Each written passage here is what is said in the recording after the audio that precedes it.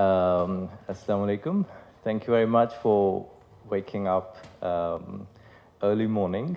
Thank you very much for being here. We just took 20 minutes. We just had some RSVP, so we wanted everyone to arrive. Thank you very much for coming. So moderating this talk was very interesting point for us when we connected with the fair.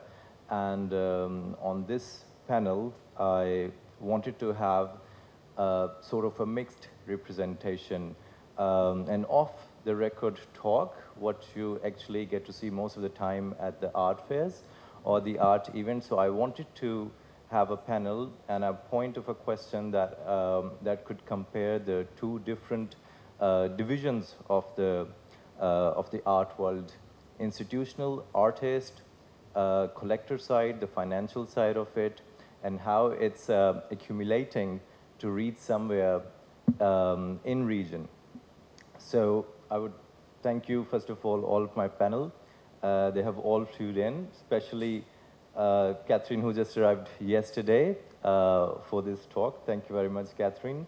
Zeynep, who's around, but she accepted to be on our panel, our local representation. Thank you. Ahmed was already here and is a very important person now on the whole.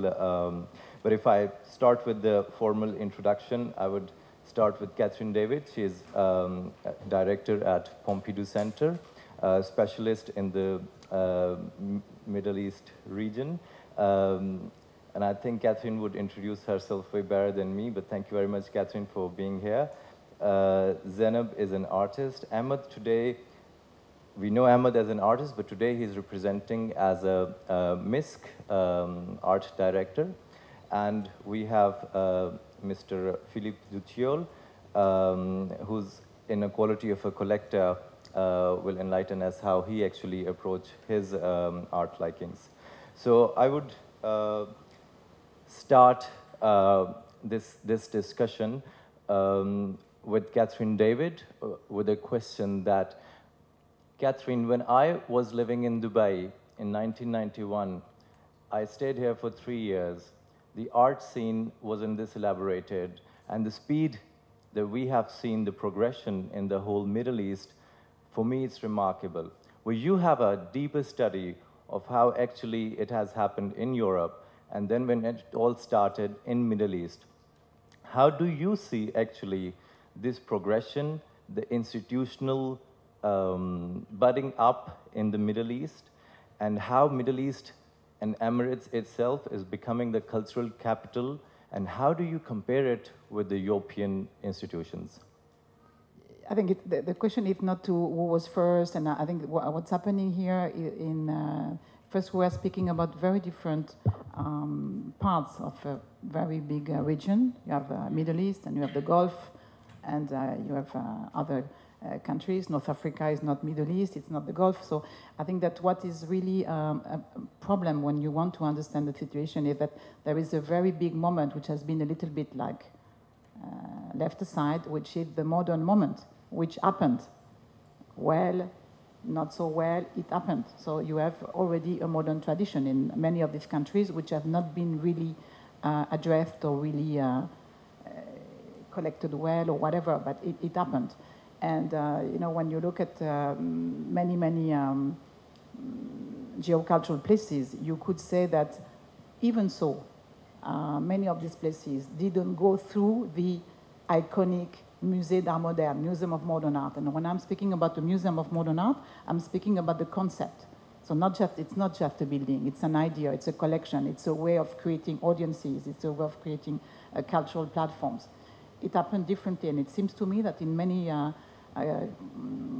parts of the region, it happened more in the form of the museion, the Greek, the early version of the museum, which was not a building, which was the meeting of people, the meeting of intelligences, and a project space. And in a way, in the Emirates, for me, the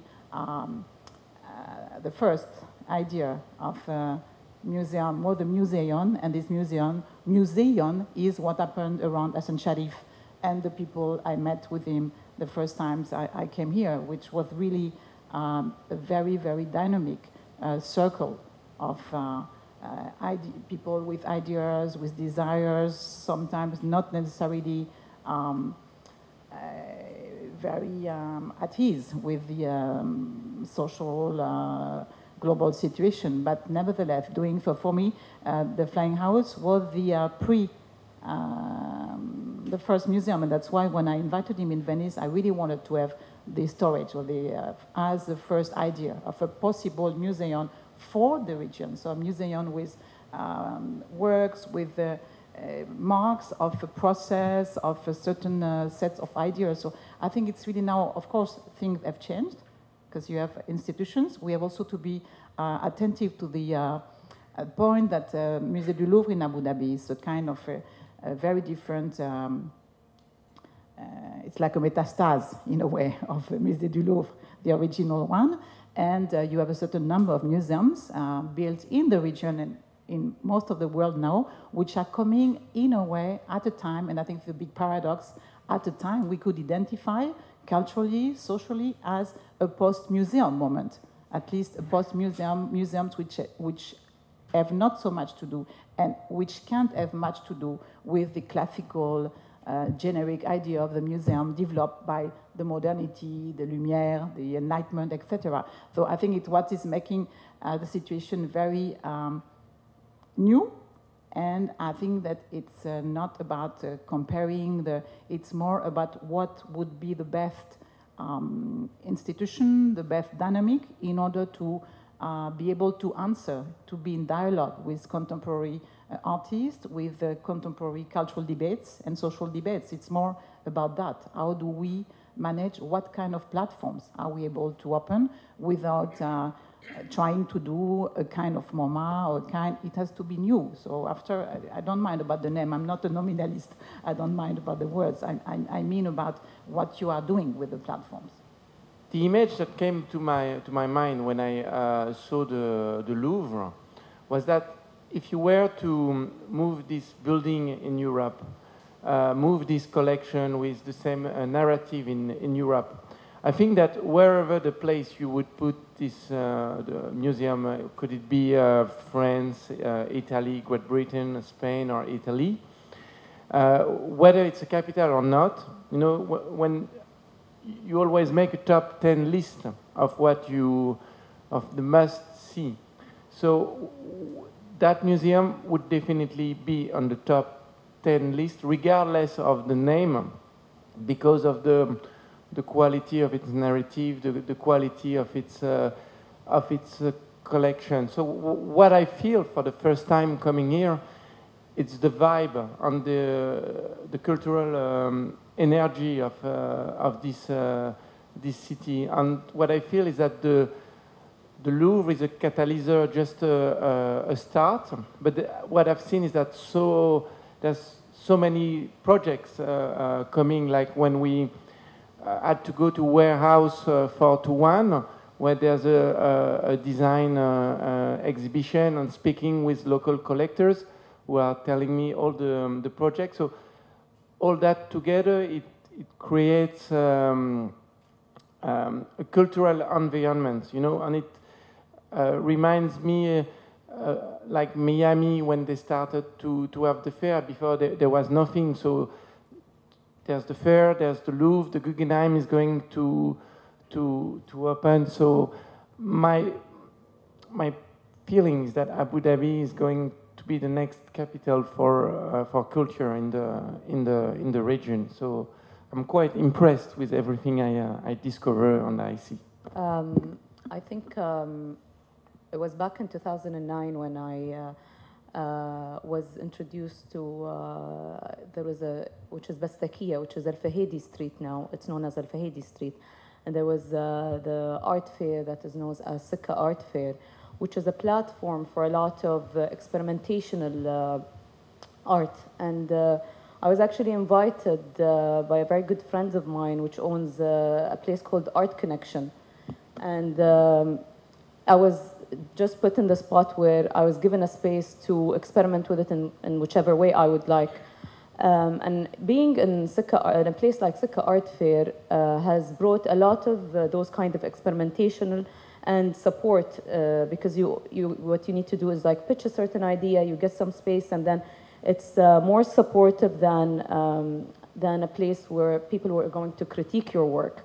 It's more of like a platform for young people, for mixed media, for art, for design, photography, all kinds of different art fields. So I think once it started over there, there had been a lot of different, through those years, like from the beginning of 2009 and up till like at least 2013, there has been a lot of initiatives and different art organizations like Dubai Cultural and Art Authority that has started different art programs. There has been Tashkil that offered a lot of, Tashkil is an art hub. It's located in Dubai and is owned, and the founder is an actual, is an artist herself, and she's a good friend. So I've been always a member in Tashkil, offering different kind of programs. They've offered different kind of support and inviting artists for residencies or traveling in different art fairs around the world. So that was for me the first eye-opening on the art scene, starting to shape up in the region. But at the same time, me traveling abroad and looking at all of the art fairs was a little bit overwhelming. So it gives you that sort of like, maybe kind of like responsibility of achieving that same kind of level. But at the same time, the region is still trying to support you in a way where it is not necessarily critiquing your work, but trying to push you towards achieving something in your career. And I think at 2014, I've been represented by Gallery, Quadro Gallery, and so they manage my work and my sales that I don't have to worry about as a young artist at this point, while I'm still being part of different art programs or getting different regional commissions in different areas of the UAE, whether it's in Dubai, Abu Dhabi, or Sharjah, Al Ain. So I have that sort of flexibility of pursuing both things, which is like the gallery would be the ones to remind me of putting some work in the gallery, achieving that sort of market, and at the same time fulfilling my commissions and experimental work, or even like something that I'm considering now and taking it quite seriously, which is public art in the region.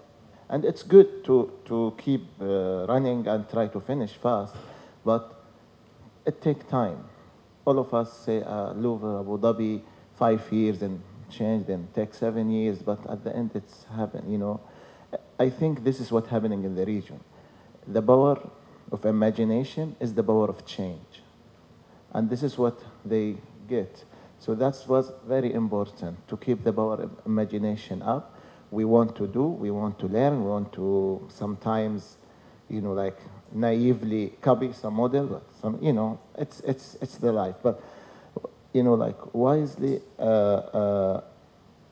if we think about it, it will happen. And at the end, we need something to, to keep up. And that's because I'm from Saudi Arabia, and there is a lot of important culture there from a long time. And I will speak about the region because without saying Saudi. So I will come back also to Kathleen. She said that a museum is the meeting point and the old idea. When and I remember in 2004, 2003, I was, where is the meeting point that we can? It's Hassan Sharif House in As-Satwa. He was in As-Satwa with a small, very small house, and from his house we can see like all of the buildings starting, on the Sheikh Zayed Road. But at this small house, Muhammad Kadhim, he finished his job from military and joined us after afternoon. Ibtisam Abdulaziz, she came from, I don't know from where, and she come and see what we could do. Then how can we produce this? Muhammad Kadhim take us by his car, going to Al-Goz, finding who can print, who can do this. All of this was, like in the beginning. And it's not far, 2003 or 2002, after that. So After that, when I come now, you can find look at Circle there, what's happening there, there is a lot of things, happening. So it's a majlis, like this, majlis. Meeting point, it's a museum. I don't care what we called it. Maybe we called it the Majlis Art Center, or I think this is very important and things that I learn from. And I think in Saudi, it's very energetic scene. I see a lot of Saudis here in the art fair, a lot of collectors, a lot of artists. In Saudi Arabia, we have 3 or 4 models, one on the 70s, but Saudi Arabia went to a lot of dramatic and socio-political change. After Sahwa in 79, there is a lot of religious things, then come back, then go to economical peak. This economical peak change a lot of history. But all of this history is very valuable in the culture and very important. It's part of our, story and narrative. I will mention maybe 3 places. Al-Muftaha Art Village. There was a show 2001 for called the 5 artists from Emirat, Hassan Sharif, Muhammad Ibrahim. I think no one know about this show. It was in Abha, south of Saudi Arabia.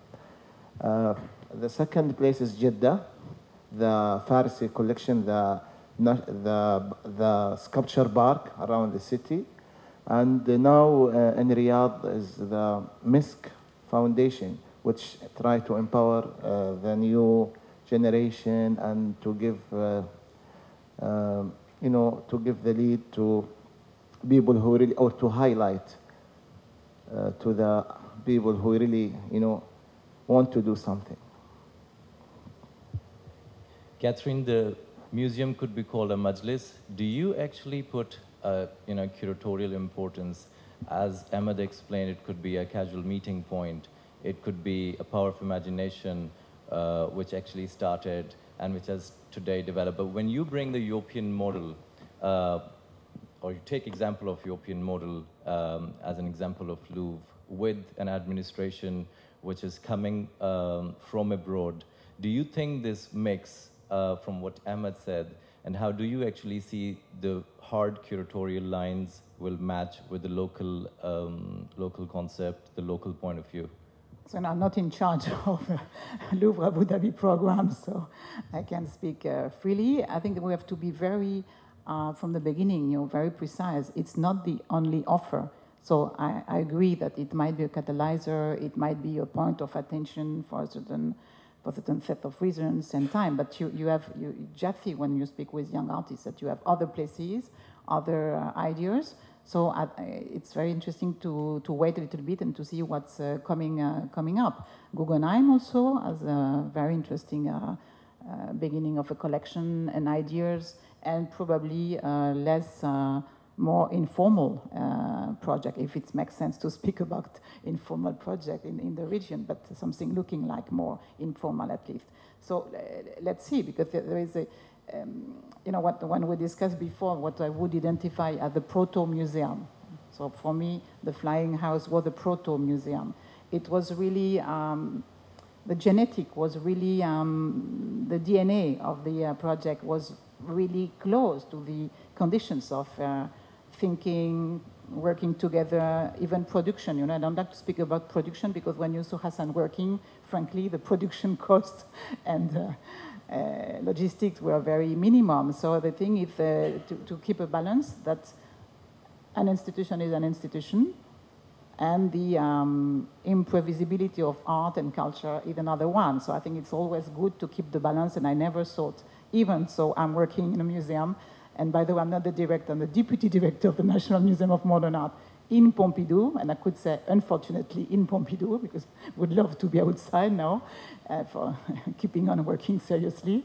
I know I can't say that because I can be very paradoxical, but I can say that because I'm working in a museum, so I know what are the potential, but also what are and what should be the limits of an institution versus the artist.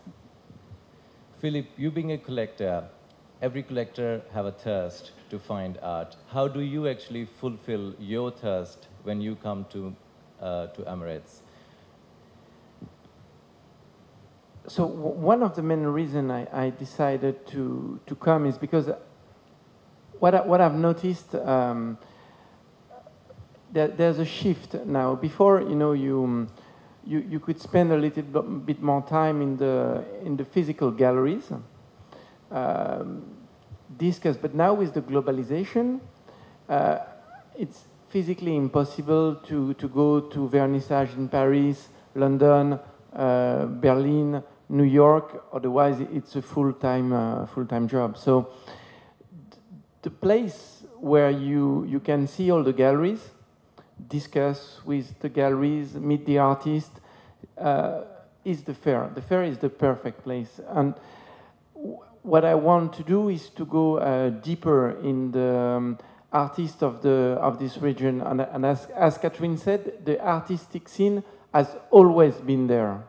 And today, with globalization, with the development of the culture, I think it's fascinating to discover masters and discover young artists, because the creative scene in the region, I found it absolutely amazing. So that's why I wanted to come to feel the vibe, mainly to see local galleries, to meet some artists, meet some collectors, have a talk with the gallerist.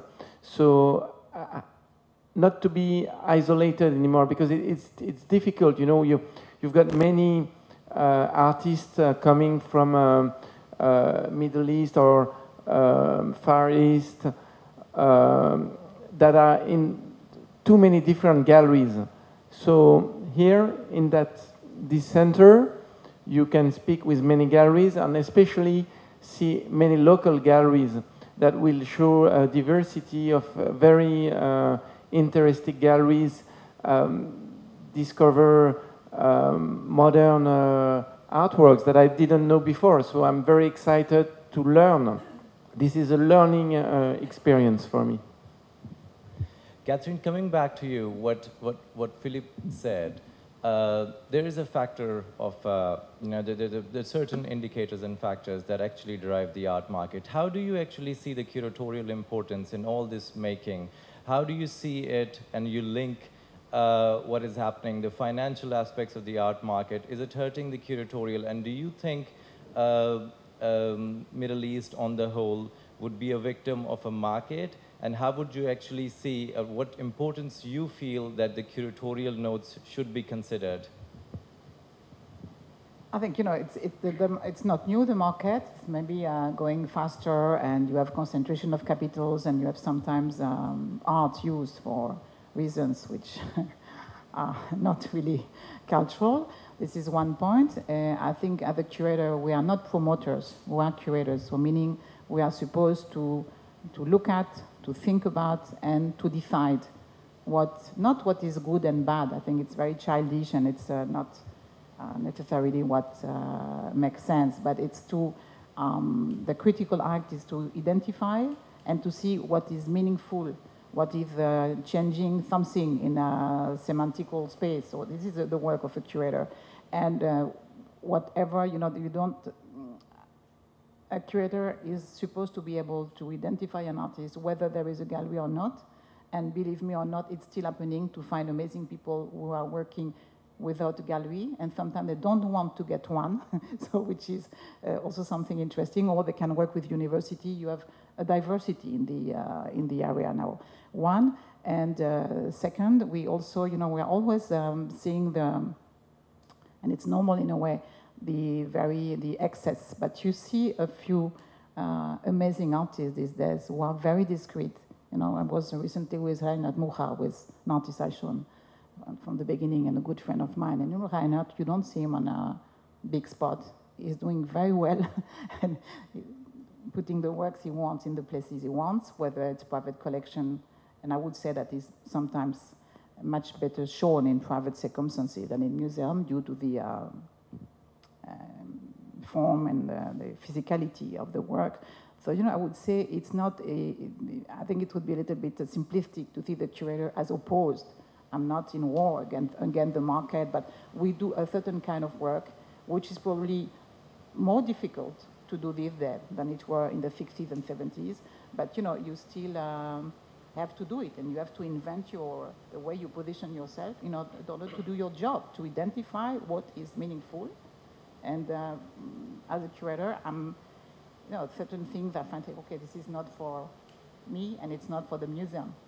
So we have to be very demanding, and I think that sometimes you see that some galleries are doing their job well, others less, but again, we are not promoters.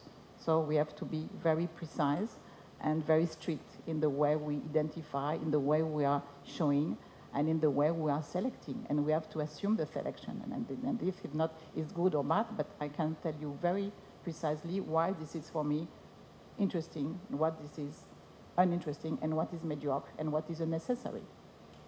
So this, of course, this is my job and the job of my colleagues. So Zeynep, if you hear what Kathrin said, how would you actually keep a balance between what is expected from you to do, or actually what market is demanding? You have done corporate commission projects, you practice your own art. How do you keep the balance? I think I always start by, telling people I'm a full-time artist. It's like telling someone I have a full-time job. And for me to do that, it's not very easy to find the balance between somehow doing those on the side commercial project because I need to pay my bills, and at the same time working on a long research commission or a long-term project that took quite like 1 year or sometimes even 2 years to get that commission done. I think we also are, like the things that I had to learn are like a lot of the things about logistics, contracts, which are quite very new to me as an artist and the region itself. So you got all of those art organizations or like government entities that would like to work with artists, would like to support local artists, local-based artists. And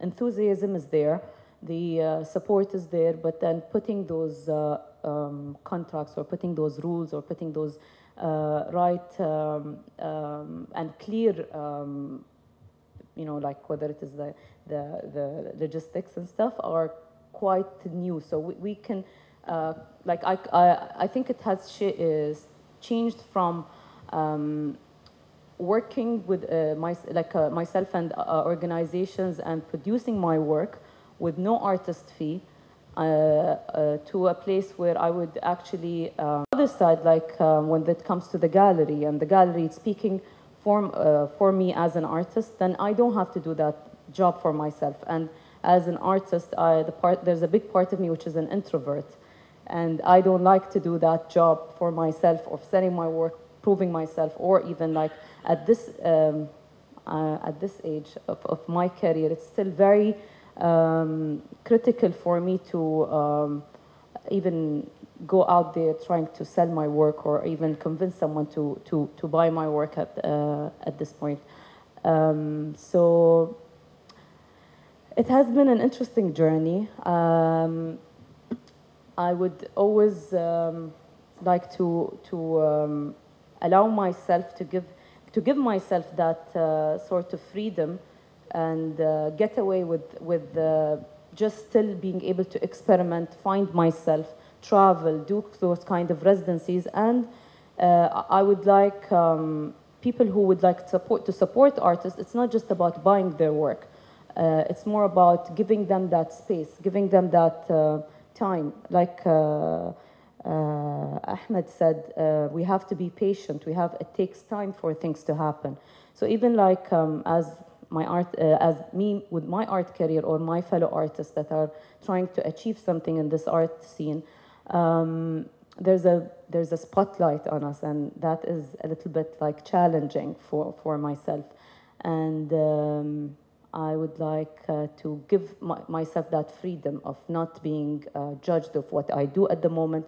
Again, it's because of even the awareness of art, the education of art is very new to this region. Like, I remember when I would tell some family members or some friends that are not necessarily in the art scene, and they're not interested in the art scene, that I am an artist, and they would say, so I'm sure you paint and draw. That would be the first question to be asked, and that is completely fine. That is expected. That is fully understood from my side. So I think raising that sort of awareness, doing those kind of art fairs, having those kind of art organizations and in the support of art would also encourage the awareness of art and the importance of what it is to be an artist as a full-time artist in this region. Because I've quit my job 3 years ago, and I only lasted in my job for 1 year. My job, my manager hated me because of how I am actually involved outside my job. My job was just for me to convince my family it doesn't work. It doesn't work. And I was such a rebellious person there. And although I would do all of my hours and all of my work, it doesn't matter. My energy was outside the job. My energy was outside those 7 hours where you need to concentrate in your 7 hours in the day, those or 10 hours where you fulfill your job is actually maybe all I need is for me to focus, find my state of mind and art inspiration or getting my work done and not that job. That being said, there's a lot of investment from my own energy, time, and sacrifice for me to fulfill my art career instead of me trying to achieve a specific title in a job. I would always remain for my title to be the artist. I would always be an artist where my fellow friend could be the manager and the CEO in a couple of years. So I think that needs to be very well taken into consideration of what artists in this region are trying to achieve. Well, your journey seems to start pretty well. Ahmed, you being in the middle of this journey, comparatively a senior artist in the region, how do you actually find your perfect balance for what you want to do, what is expected from you, a balance between your thoughts, concepts, and the financial influences of the market? This is the questions. Yeah, I think the influence of market, for example, is something we cannot, I cannot shape it as an artist. But think about, I will give you two small story. For example, when I was in Abha, for example, there is no market at all. I couldn't make in the south. That was in 90s. In 90s, for example, if someone will come to my studio, he's a writer, for example, and he say, I write this story, and it's a novel about something happening in the 60s. It's about our poetry. And then he told me, this artwork is inspiring me. So there is a cultural, things behind shaping the market. One day in Jeddah, someone told me, I have a new hotel, and I like this color for painting to be in the room, for example. So, it's really about the cultural, move. This is something, and this is a big question. It's depending on the culture, how people, approach the arts, where the artist also put himself and his career and the needs of culture. So it's something that we cannot shape it, we cannot control it, but we can help to shape it. For example, I think institutional, but it's full of it's all of the art ecosystem should work in a way to shape, to help, because art is not only the visual things. Art also the cultural, the philosophy, the poetry. All of this should be there should be a lot of common ground, and I see, when we talk about modernism in Middle East and the Arab or the region, there is many important movement of poetry, and it usually was with the art and all of this painting. For example, you know, like if we, Marwan Qassab, he was very close friend with Abdurrahman Munif, the Abdurrahman Munif, the writer. But their life was together. They're sitting every day in Syria, and they discussing the things, and they go through this. Also, they are, as I think, in the same era they was there. So there is a story behind these 2 or 3, you know, elements that work together. In art market, maybe now there is separation. There is a visuals thing, that's it. You know, story disappearing, novelist disappearing. You know, I wish I see some 3 or 4 from the modernist poetry, for example, here, some novel. I did, for example, someone who signed his novel for us, and see, I can read, we can listen to him. Maybe one of the panelists in future to talk between the philosopher from, there is a lot, but we don't know them. We don't know them in our art, you know, community, because all of the community is alone, like poetry going and do their things. And the novels, you know, like there is amazing novelists, for example, in Saudi Arabia. You know, they have their own group, and there is no common ground between all of these circles. So that will shape, you know, how we can help in shaping this future of power of market. And it could be great market after that. That's the idea. Well, talking of market, we go back to Kathleen. So Kathleen, what do you think is the future of museum compared to what all the practices art has developed in? It's no more about painting or sculpture. What is the next museum? What is the post-museum for you in Middle East? Well, I think it's not over for painting. I think it's still very possible to work with the medium of painting, to think with painting. But this aside, I think it was very important what Ahmed said, that if you want to support, if you are really interested in art, you don't support just buying objects. It's not about just about visibility. Visibility is another thing. So, you know, and it's not so new. And sometimes I regret the 70s. I was not working in 70s. I came a little bit after. But you still had a very, very visible, very active, major project. And I remember working with the Art Foundation and Walter de Maria. And it was remarkable because we were not asked for results. So it was really, and the same with Lamonte Young and Marianne Zazila and so on and so forth. And I think it's also right that it takes time. So to art, and could discuss the notion of full-time artist, because was Marcel Duchamp full-time artist? I'm not sure.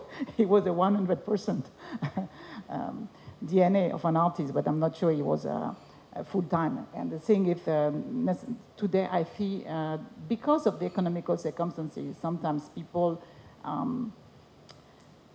practicing their art, their research, parallel to other things. That it's not necessarily a bad point.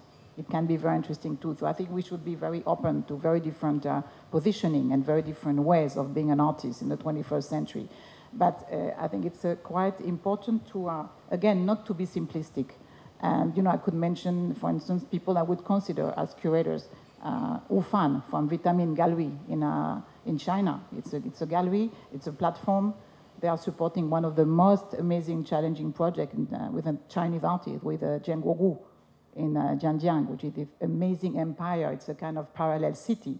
Is building up and so on and so forth. So I think it's really the point now is how to articulate in a museum or in an exhibition as well. How do you articulate these many different elements which are contributing to contemporary culture and visibility? Because, you know, sometimes the invisible is interacting with the visible, so we enter in very complex things. So it has also to do with trying to invent, and when I'm saying inventing, it's not with a big capital invent, meaning trying to address the situation of very complex formats, where you would have to deal with sound, you would have to deal with very specific kind of body experiments and so on and so forth.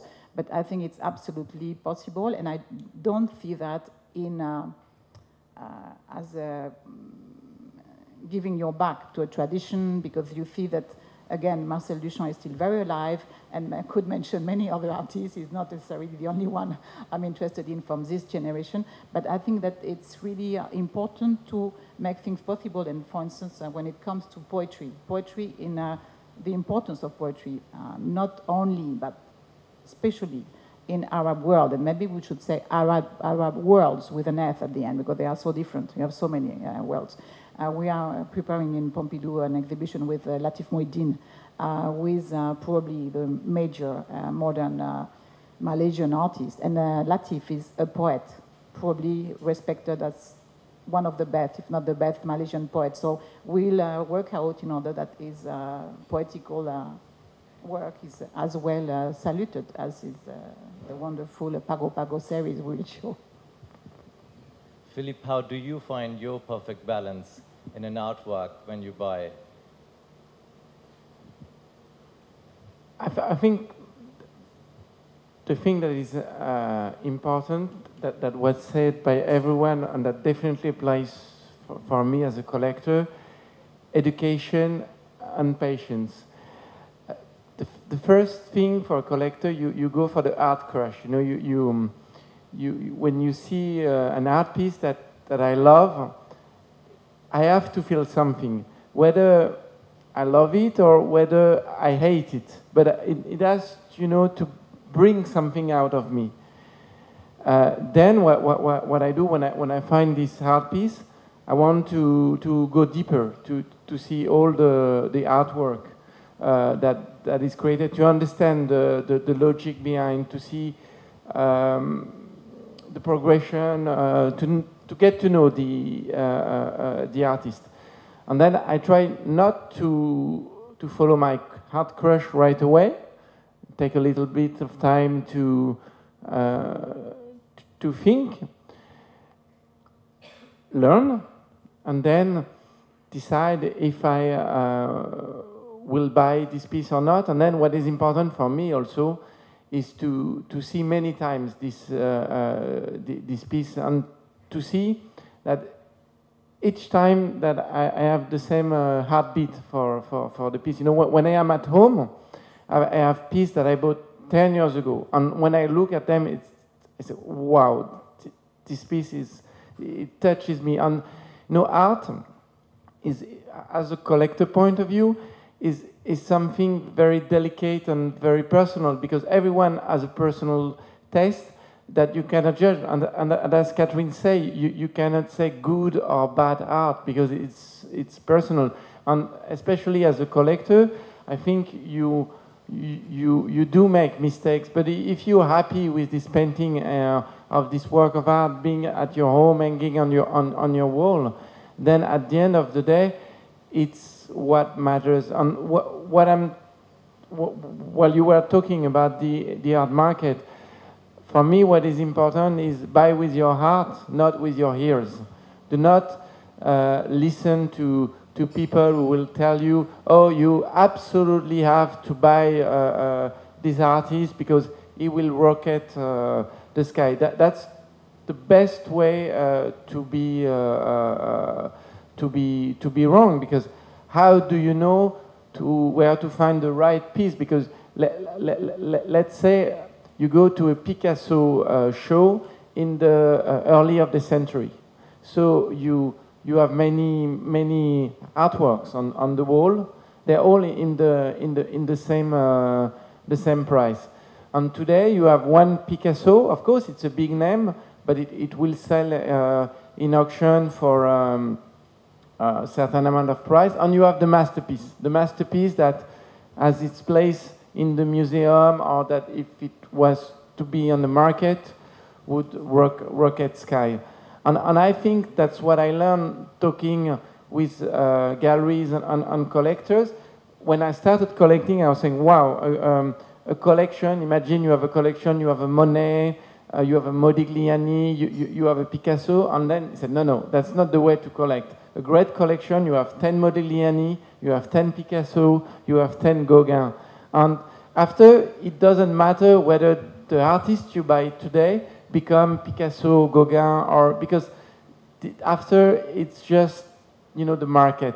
And that's the way I see it. You know, when you find as a collector an artist that you like, it's interesting to follow this artist and to build a collection that makes a sense for myself and that has many pieces of that artist. So that's what I'm trying to do as a collector.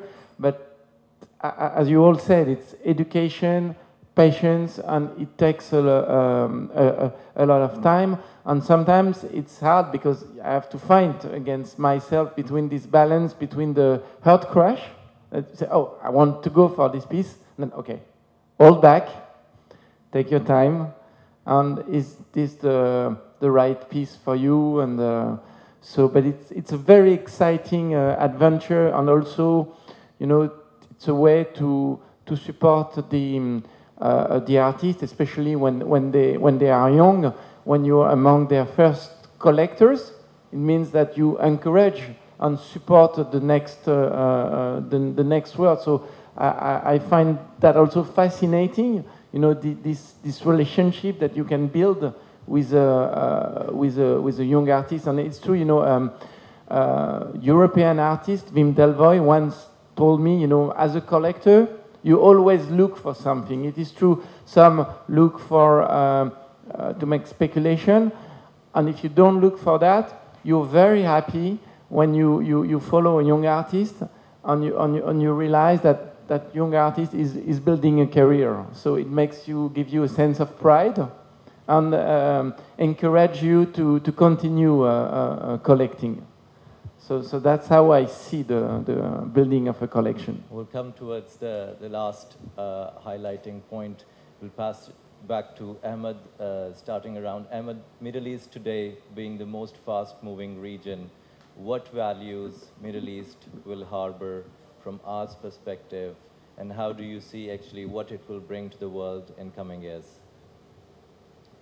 I think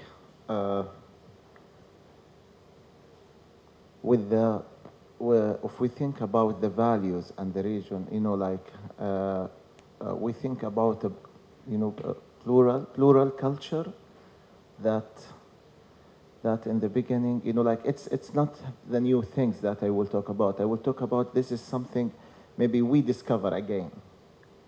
We discover again the, you know, like the connection, the things that could make, you know, like new values. Our time is moving very fast. Yes, I start with the you know, we need things to finish tomorrow, but it take time. That doesn't mean we not keep working and let's say things will take time. No, we are in the fast age. Everything is crazy around us and the time.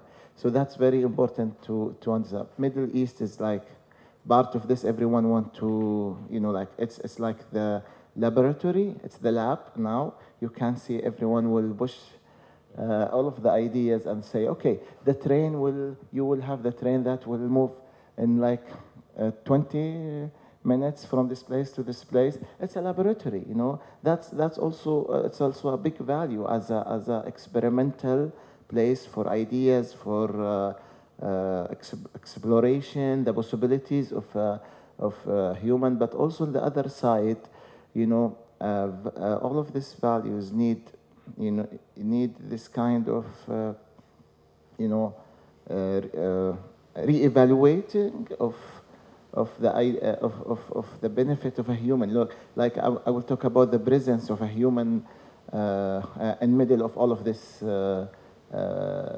places. It's like when you talk about a city, there is a city which the main genetic is the car, not the human being. So you cannot, you say, I want to go from, you have to take the taxi here. No, I want to walk from this. So that's not the problem of us or that. It's the planning, the master planning built for a car. They treat the element is the car, not the human or the people. So that's what we'll get at the end. That's normal. And the same times when you see that city that built for a human element, then there is really places you can see people, you can talk to the people, you feel more connected. So values has to, there is an order, and the same there is variety, and there is a lot laboratory, there is voices asking why this, we need this, but that's what will happen, and we are like, witnesses about the future. Zeynep, would you like to add a line? What values art world is bringing to the world in coming years? I always have those optimistic answers, just because I think I'm protected by this sort of safe environment in a way. So my reality is actually always motivating and in a way pushing forward to achieve more. Not that doesn't mean we're not quite aware of what's happening around in the world. We're fully aware of that, but we just try to create an environment that is safe enough to at least have this promising art scene in region, or even a cultural district in this region. So just in few words, I'm very optimistic and pursuing this career, and we just have to wait and see to what happens. Yeah. So Kathrin, now's the time. What values you're expecting from institutions budding up in the region? Where would you like to see them?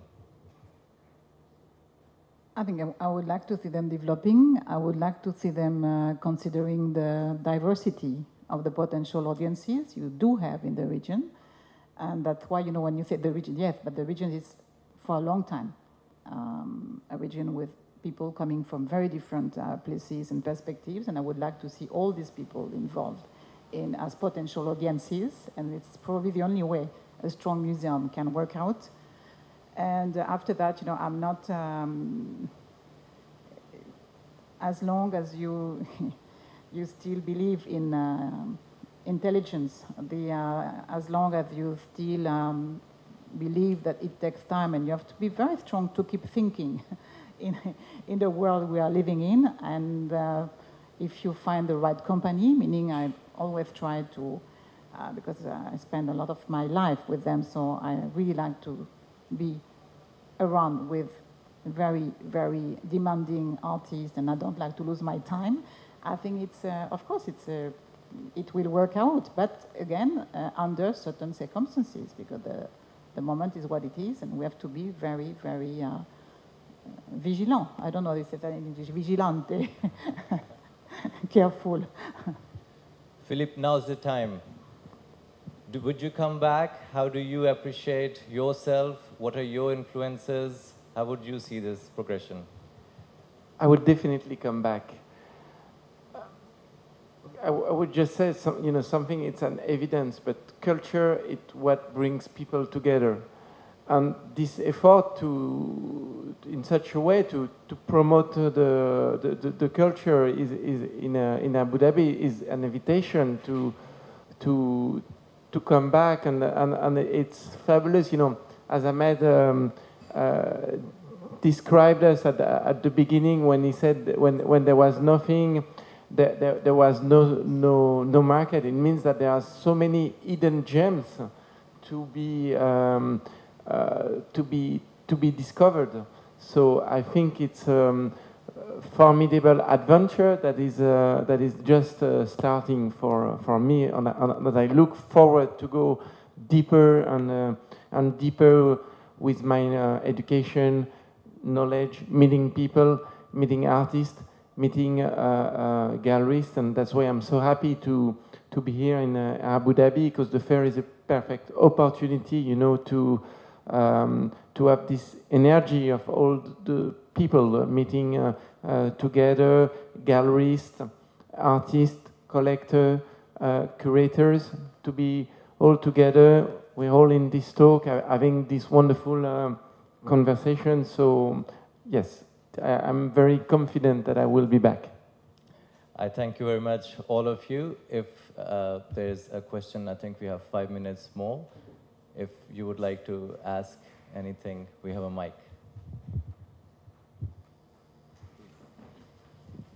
Thank you. Hi. In a region, okay, I'll start. The title of this talk was "Now's the Time: Art Investments and Collections," right? Correct? I'm not wrong. Right.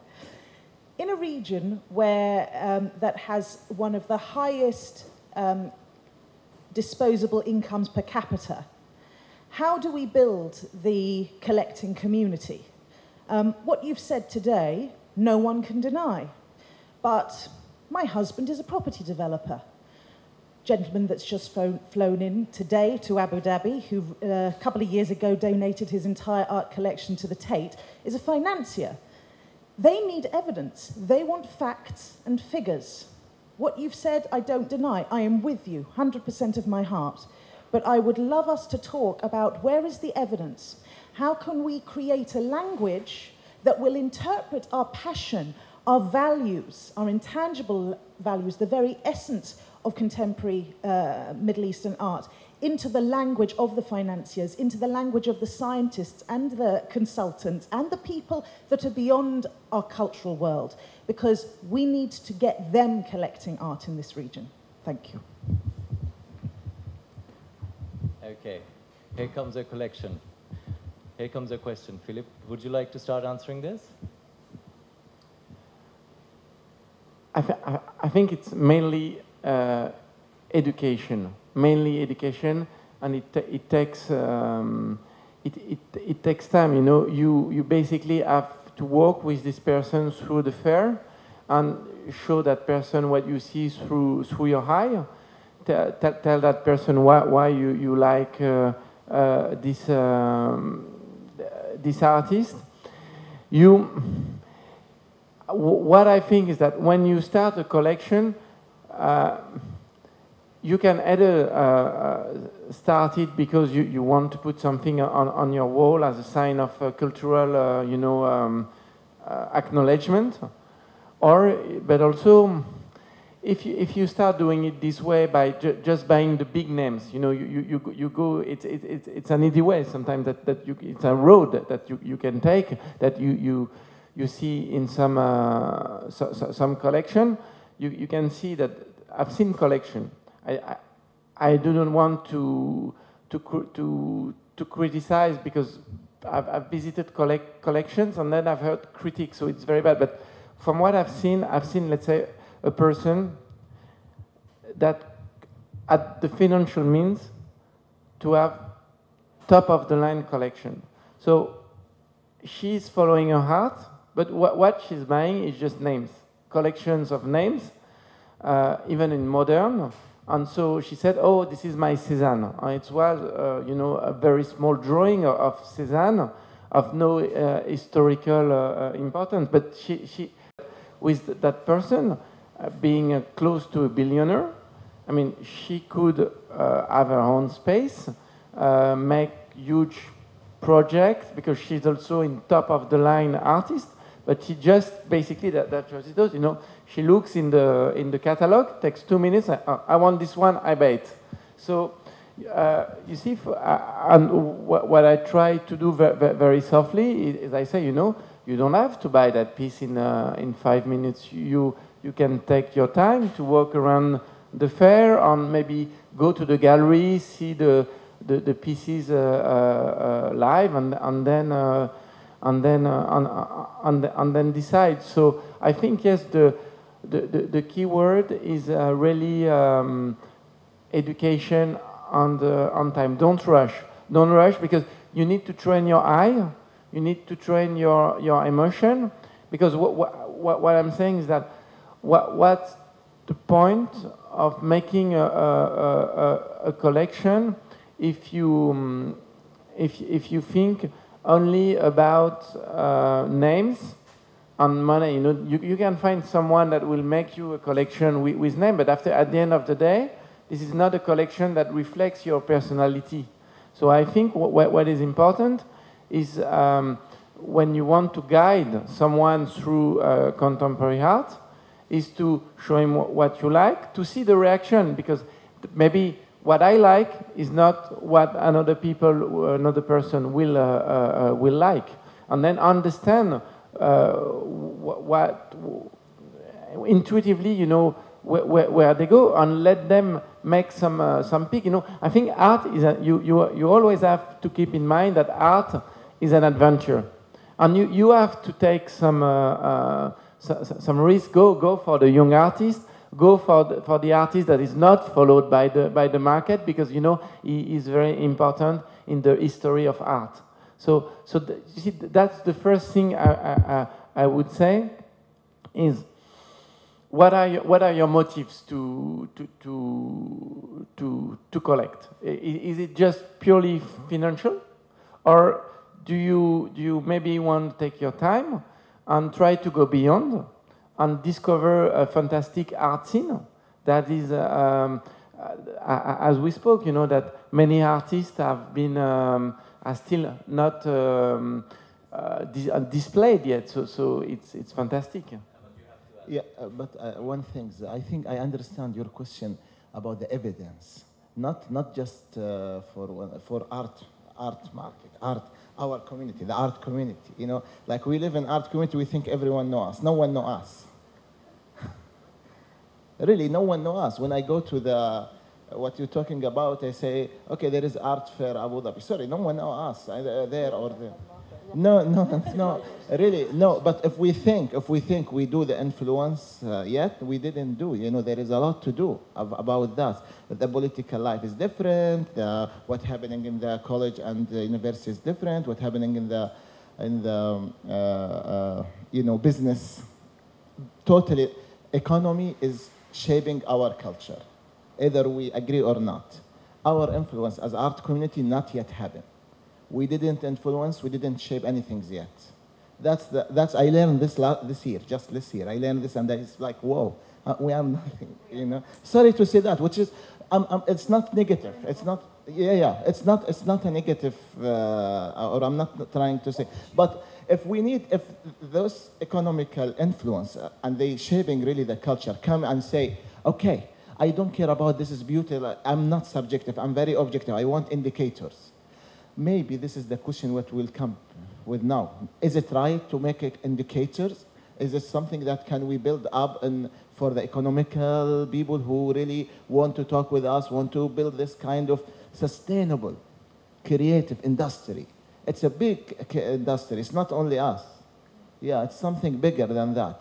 So I think this is the question that I don't know if that's the answer. So there is a big gap. There is a gap. And the gap is information, indicators, objective, yeah, like the goals, the things. The economy, when I just last 6 months, I meet McKinsey, BCG, and it's totally different languages. They want indicator. This equal this. 1 + 1 = 2. We didn't have this language at all. We say, wow, that's good. Let's wait. I will go and come back. Which is but that's true. That's correct. That's important as well. So there is a gap. That's the things, you know. And I understand, yeah. But for me, the answer is if we create this question now and highlight it, and we need all of the people, journalists, art, to say, okay, we are here. How can we say that? That's the question that maybe could be the answer now. That's the answer is let's open the question more and more, not just here. Yeah. You know, I mean, your question is absolutely political. So you know, when you ask it, you have to be clear. I mean, how do you? I think it would be very dangerous to give the future of culture only to indicators and to a group of influence or whatever, especially in regions and countries where you never had a strong state or where you have a minimum guarantee that culture is something meaningful and so on and so forth. You know, when I would go in Paris or in Geneva and trying to find money for an installation with Jean-Luc Godard, they won't ask for an indicator. They will ask me, what is new, how is the new movie to what the one before, and so on and so forth. So I think that we have to be very careful because even in Europe or the States, you have more diversity, and we are completely able to make the difference between collections which are pure investment, collections which are like indicators, and those who are able to enlighten, who are able to, this is important. Maybe not now, you know, when we speak about Godard, what is important? It's language. It's about a change in a vision of the world. It's what we are interested in Godard, not how much it is. And I think it's very, very important not to leave all the cultural decisions, all the projections to people who just speak another language, because we don't speak the same language, and we have to keep not speaking the same language. And a good producer, he knows how to contabilize. I'm speaking about cinema now. But the good producers, of course, they are minority, but you still have a few good ones that are not doing so bad. The good producers, they are completely able to deal with the two economies. And I think it's what, if not, it's very dangerous, for not saying criminal, in circumstances where you now have an authority, you know? And in our world, up till recently, you had to convince leaders or businessmen or women or whatever of the existence, legitimacy, and value of what I would identify the modern Tura. Because the Tura was supposed to be all what was the past, the glorious past of the Islamic world.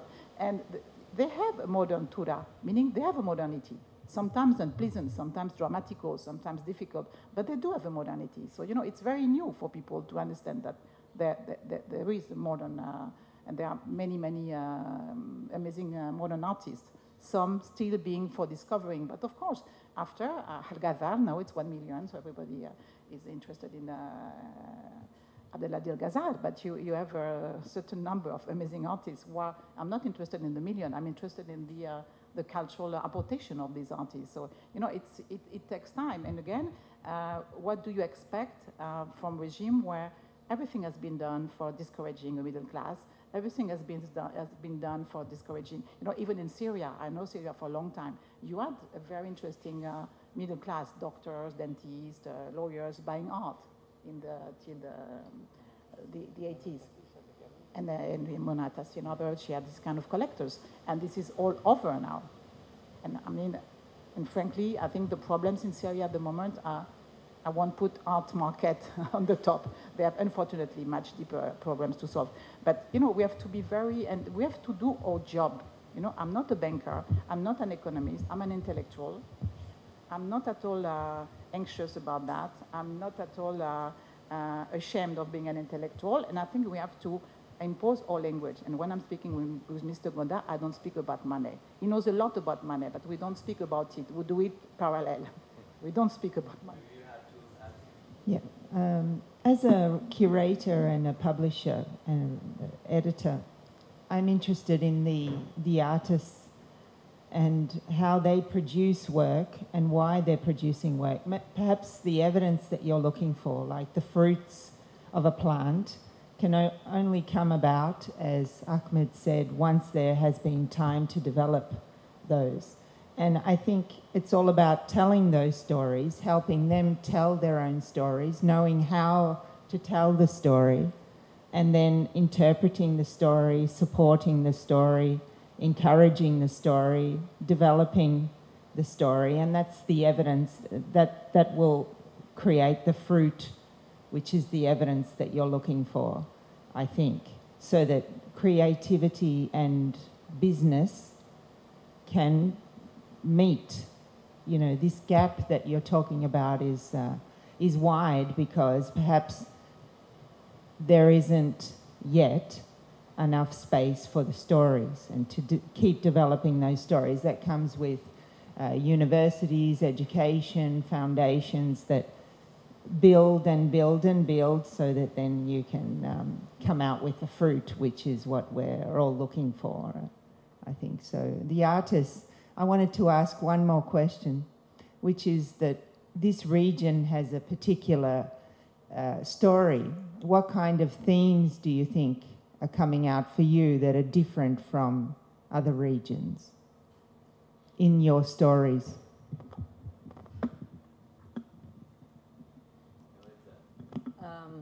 For me, it's like the kind of themes that I've picked up over that have shaped my work, I think, is the theme of change and time, and how quickly things change over here. And this is the kind of thing that I capture in my work. And what I try to do with it is actually either slow it completely with my work or fasten forward it in a way where, but in a very abstract way, in the way I create my installations. But I think it's about me being always trying to challenge myself to be on time with what's happening, and also being able to document all of those things that are happening right now or that are about to change tomorrow. And one of the things I do is actually I capture a lot of the construction sites happening around, and how fast and how that sort of development and movement in construction are happening. So this is, to me, is my main theme in my work. And then how I do always deconstruct and reconstruct time, but then the bottom line is construction. Very interesting. And Ahmed? It's difficult to, like, it's a responsibility to think. Yeah, but maybe personally, I think, if we think about the like when you see in the West, the minimalistic, like shape of things, I think spirituality is something will shape the future here as a theme, but I still see everything like a mirage, like Fata Morgana. Not clear, yeah, so that's it. Thank you very much. If there's another question, perhaps last one, if there is any.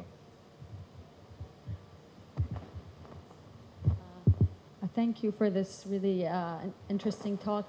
There was a couple of people who touched on the point of interdisciplinary collaboration, or opening up new, richer spaces that can engage different audiences who are coming in with different motives and intentions, some being dragged on a different journey that they may not have planned on initially, once they begin to discover and learn stories and pick up on things. How can we do this? Zeynep, you're a designer and an artist, so you have a little bit in the art world and the design world. Ahmed, you're a doctor, or you were a doctor, and that led you into your journey now. What sorts of things do you think suit here?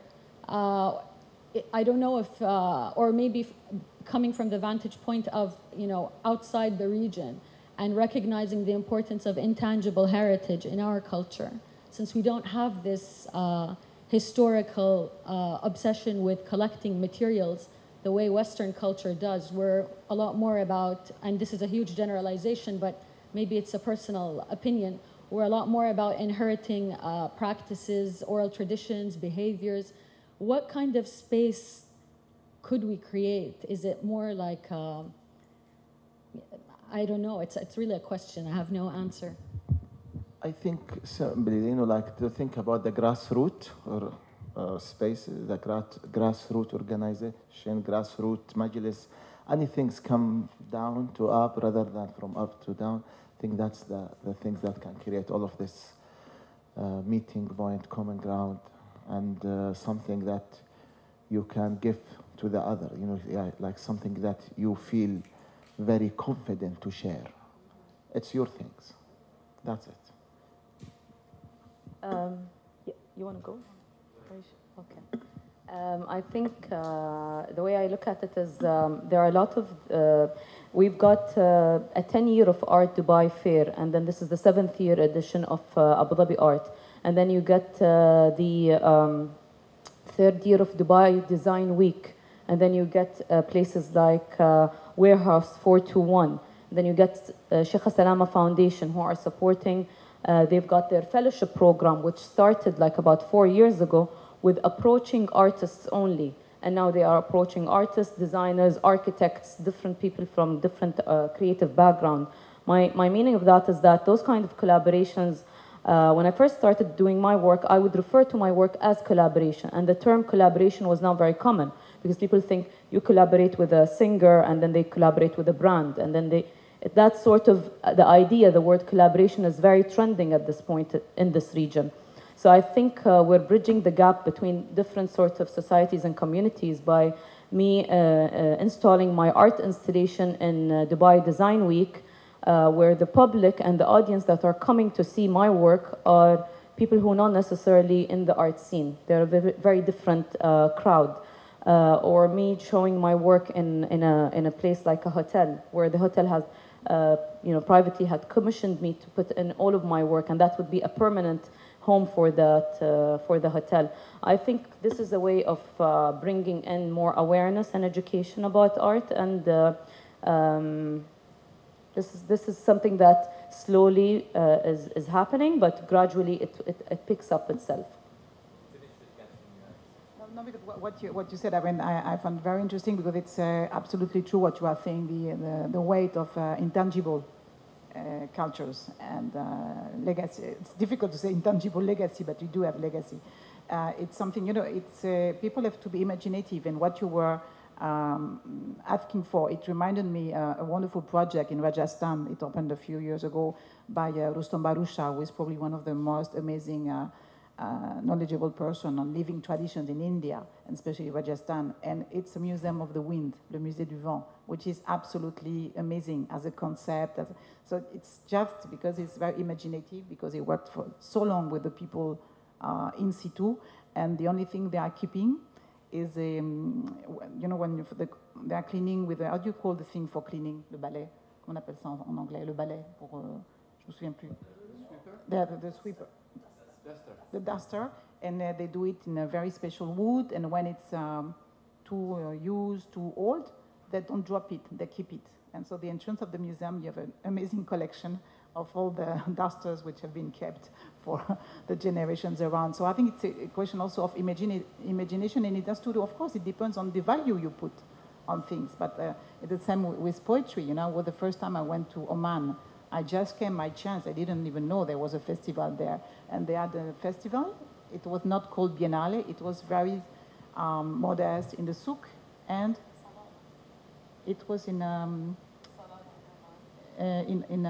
capital.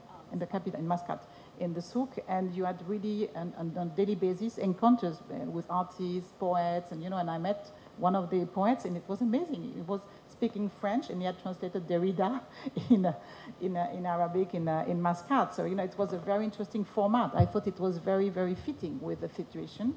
It was the right frame, the right context, and I discovered a few very interesting works. And, they didn't try to do documenta in Muscat or Biennale. They did a cultural event, which was interesting for them, with them, and inviting you if and more if concerned. Thank you very much for being on the panel, and thank you very much for all of you to be here.